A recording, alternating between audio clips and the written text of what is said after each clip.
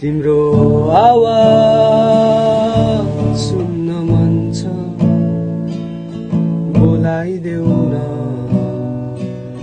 मलाई एकचोटि तिम्रो मुस्कान हेर्न मन छ जुदाइदेऊ न ती आँखाहरू तिमीलाई चाहे मनैमा राखे अङ्गालोमै बाँधे खुसीले सजाए नडुल्ने त्यो मन डुलायो अन्तै धेरै थियो माया